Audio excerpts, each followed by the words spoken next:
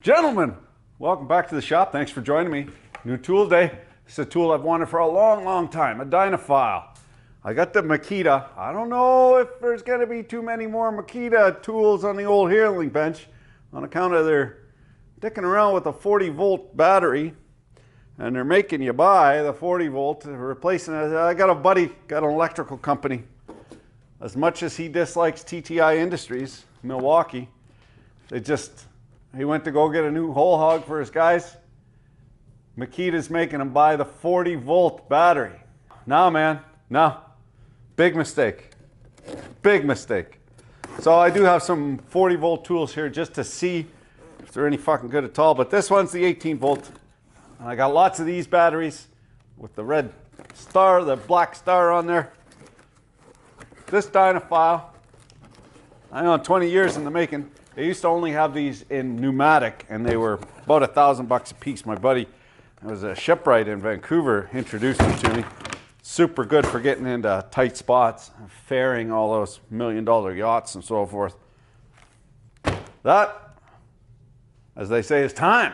What this is a teeny tiny belt sander, and conveniently comes with a couple of belts. You get right in tight spots, tickle your taint. Oh, that one. There we go. Some sort of deep tent lock, maybe. Feels like something's not right. Hold on a sec. That's better. Now it feels like the Empire dirt. We won't be needing these. Spectacles, testicles, wallet, and watch. May the manuals we burn light our way. But wait, there's more.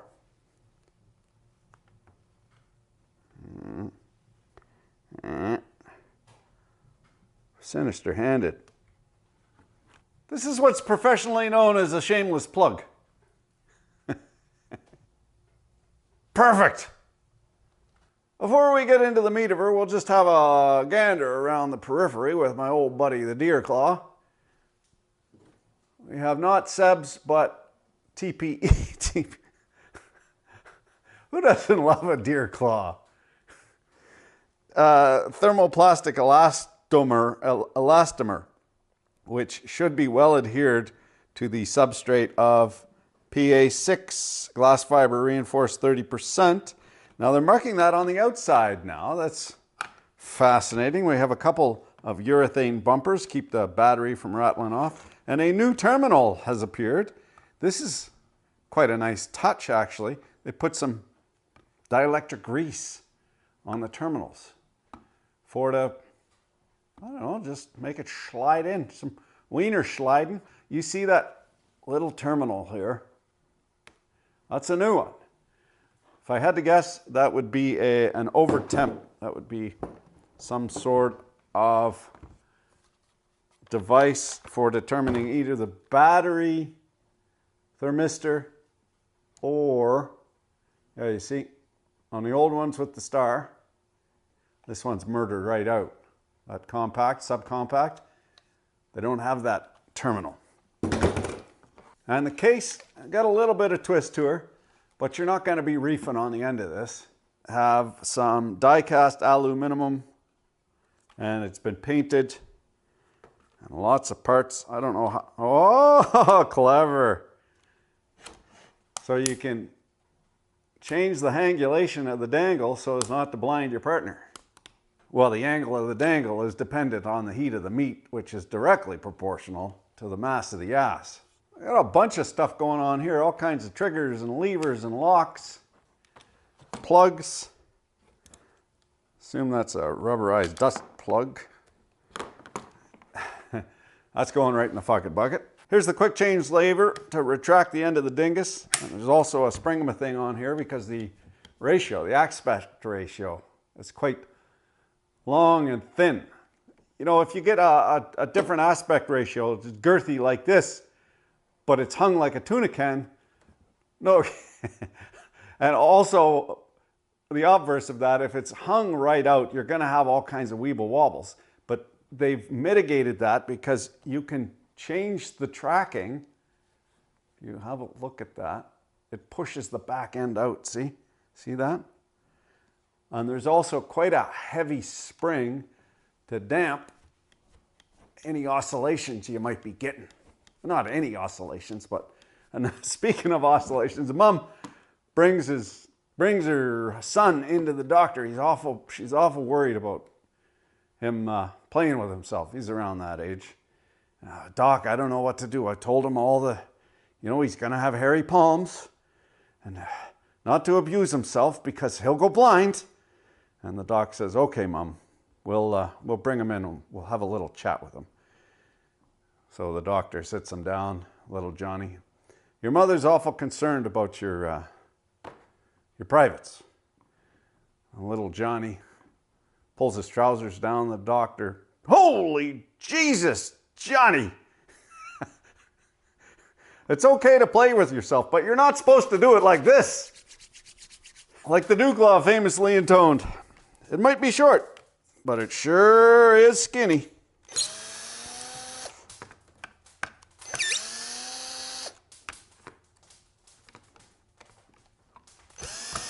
Getting into a clearance issue here. I don't have the clearance to get the tool in there to take those fasteners out, these screws. And this guy is attached to the shaft, just spinning things, even with the impact. So I'd have to hold that. I'm thinking this casement will fit over, but I gotta get rid of that. It's tightened right up. It's a 10 millimeter, appears to be.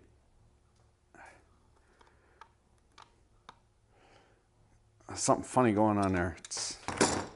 Yeah. Duke Law. Always right down to the nubbins with that fucking guy. I blame myself. Son of a... You guys weren't going to tell me either.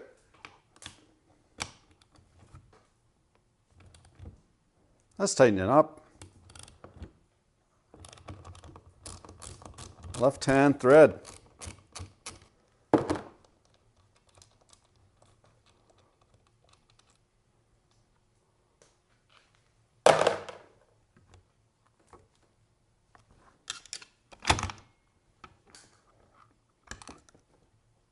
Yeah, easy as that. Don't mind me, I'm just getting the thumbnail. I know it's Instagram model cringy, but everybody got a dance for pills, partner. That's the thing. Sometimes you just got to plug your nose and keep on licking. It's a poor soldier that's afraid to get his bayonet bloody. Those Red Wings, they don't earn easy.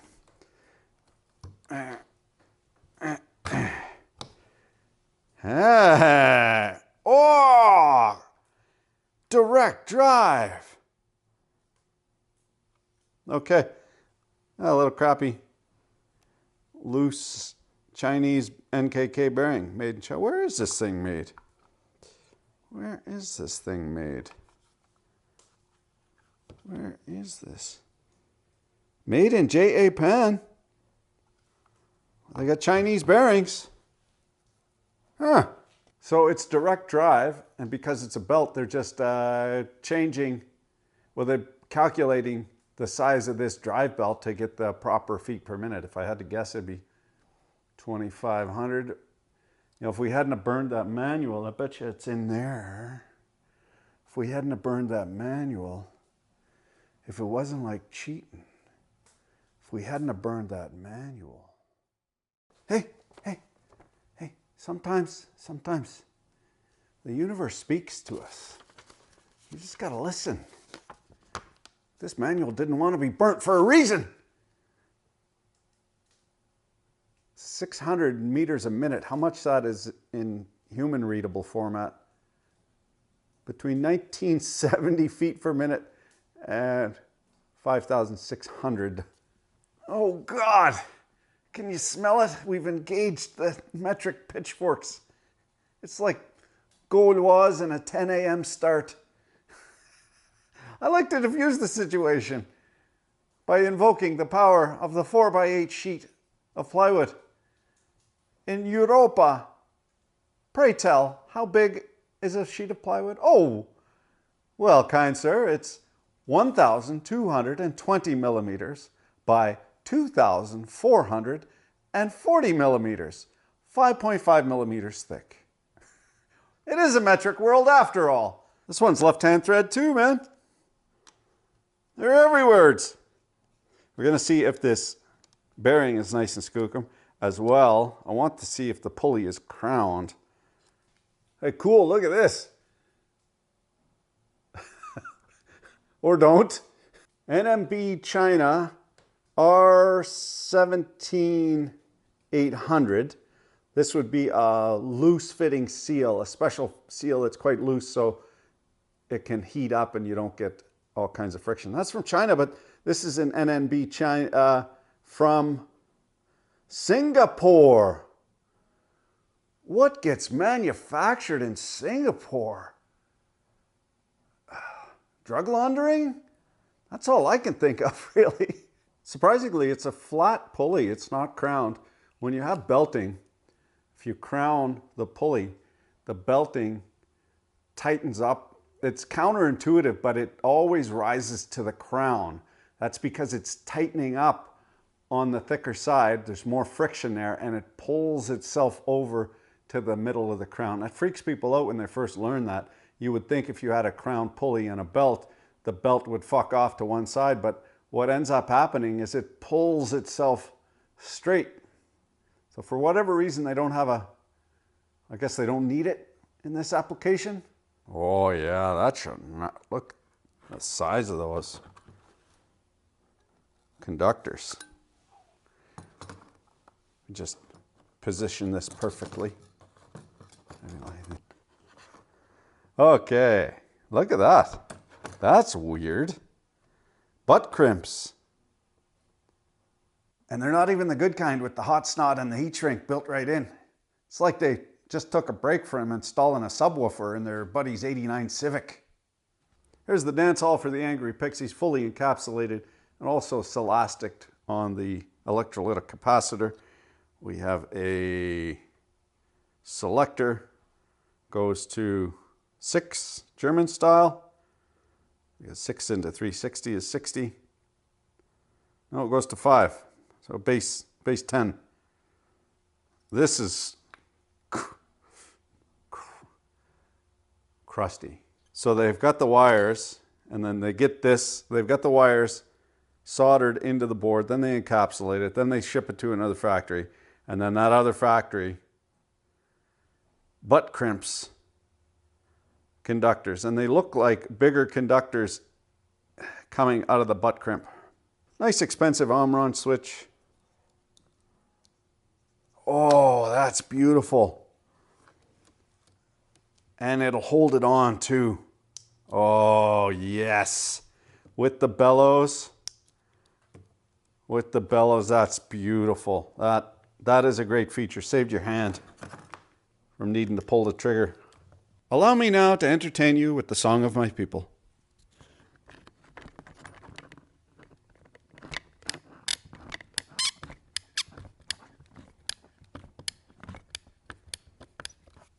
Nothing finer than a tight screw.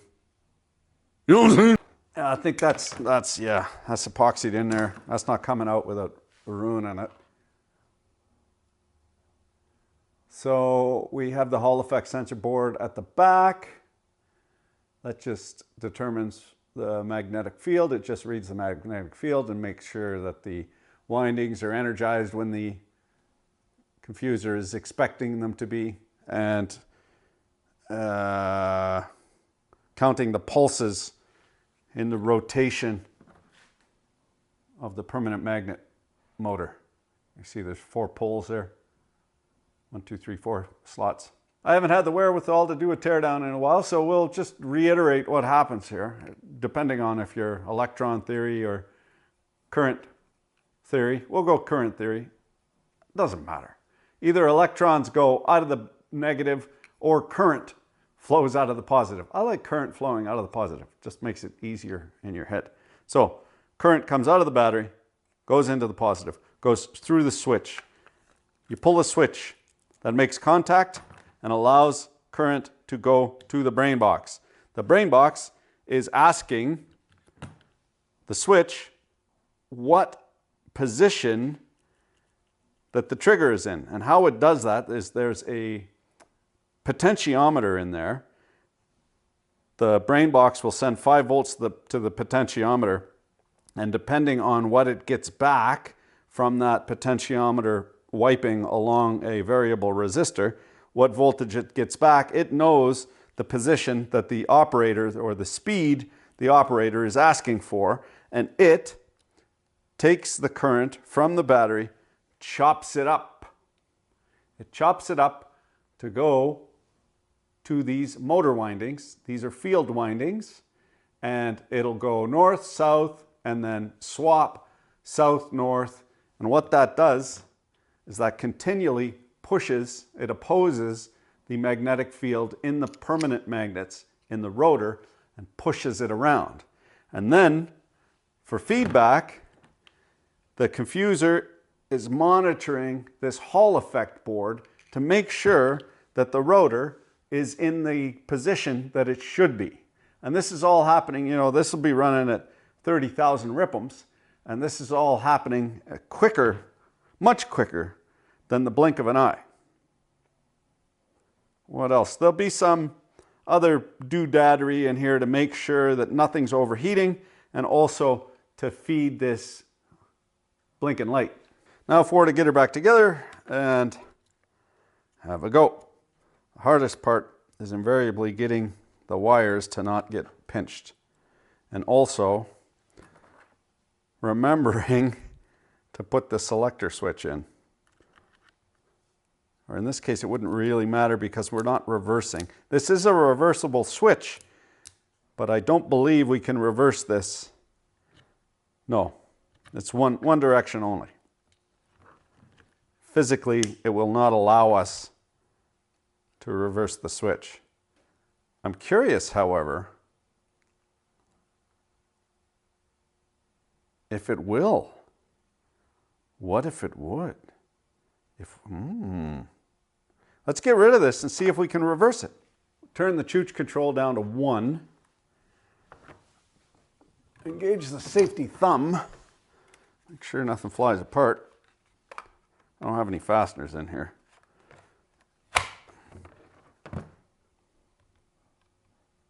Ah! Okay, so that's going clockwise. Now let's disrobe the battery.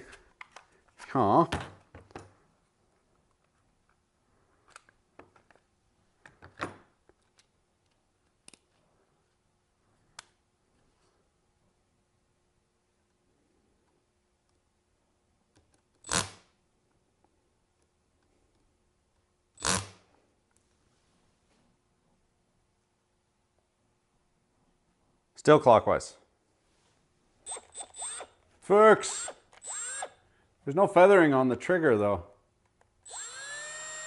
Just ramps up if we put her to full chooch. The only way to feather it is to do one of those. Invoking now the spirit of the hoof doctor, we'll test this out on some ungulate podiatry.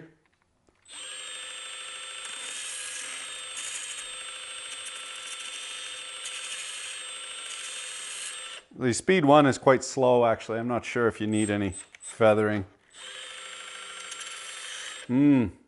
Smelly. We'll go full chooch.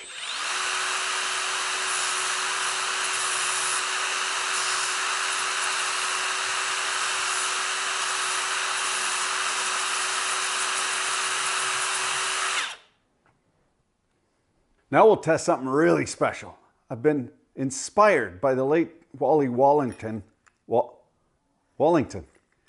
He's a carpenter, retired, ended up proving how to build the pyramids with pivots and levers in his backyard.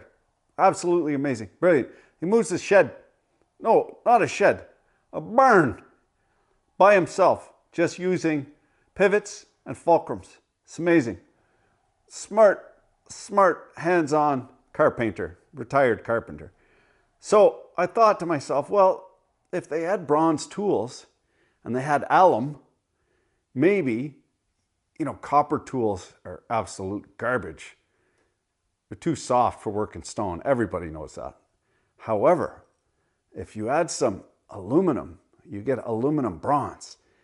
And aluminum bronze, partner, is hard as woodpecker lips. Let me show you this. Look at this, the file skates right off. It's aluminum. See how hard that is? Hard and brittle. That's just a proof of concept, mind.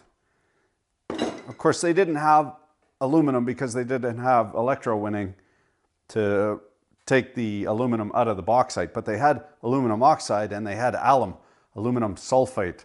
So those Bronze Age mofos, they weren't dumb. I bet you they were using some amalgam of bronze and aluminum to make their tools. Now, aluminum oxide, which is garnet, still abrades the aluminum bronze. However, I'm going to make an axe head out of this, make some chisels out of this, and then test it out. But this is a neat little tool for cleaning in tight spots. She's got plenty of power.